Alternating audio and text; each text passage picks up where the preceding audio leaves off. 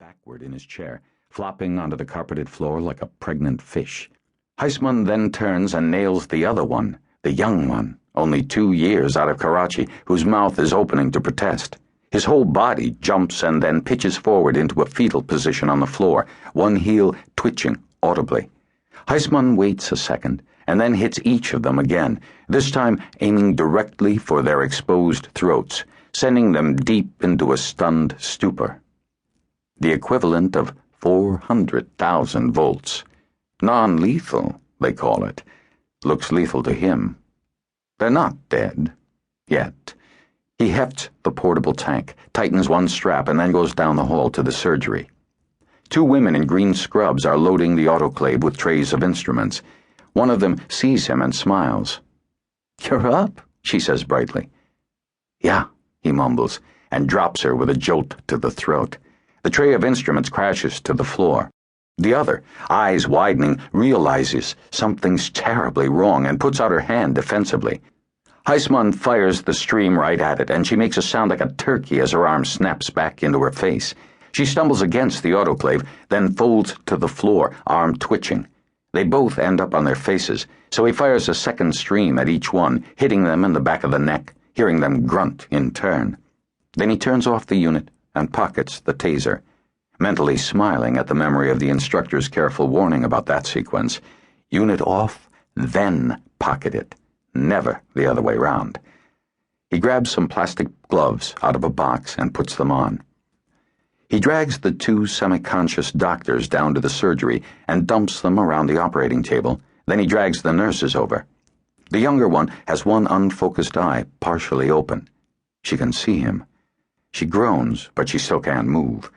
He begins setting up for the fire, then pauses. If they'd all been working in here, one of them would have seen the fire and tried for the fire extinguisher. Right. He drags the middle-aged nurse by her heels over to the wall near the door, where there's a fire extinguisher. He puts it near her clenched hands. Then he pulls the pin and fires it in the direction of the operating table's curtain, covering the floor and lower wall in white powder, where the arson squad should find it. He can see her fingers twitching, but she still can't move her arms. Plenty of time, although he has the feeling he's missing something about the nurses. Leaving the one nurse by the door, he repositions the remaining victims on the other side of the operating table. He glances again at his watch and then sets up the oxygen system for the fire. He's especially careful with the system lineup, ganging the 2 green service tanks together to ensure a plentiful supply. There are 2 spare nitrous oxide tanks in a separate locker with a glass front panel. These are the ones he swapped out on Sunday, and they are fakes. What looks like metal valves and pressure gauges are instead heavy-gauge plastic, which shortly will melt. Making sure the service valves are closed, he uses his cigarette lighter to burn through the oxygen gas supply hose where it passes right over the wall receptacle. He takes an insulated screwdriver from his little bag and chooses the autoclave's 3-pronged plug as the ignition source. He pulls one of the surgical curtains back to the wall, making sure it's in contact with the autoclave's cord. Then he pulls the plug partially out of the wall and touches the hot prong and the ground prong at the same time with the blade of the tool. There's a nasty snapping noise and a brief flash of arc light, but then the breaker trips down the hall, taking some of the surgery's lights with it. Dumb design, he thinks as he extracts the lighter again.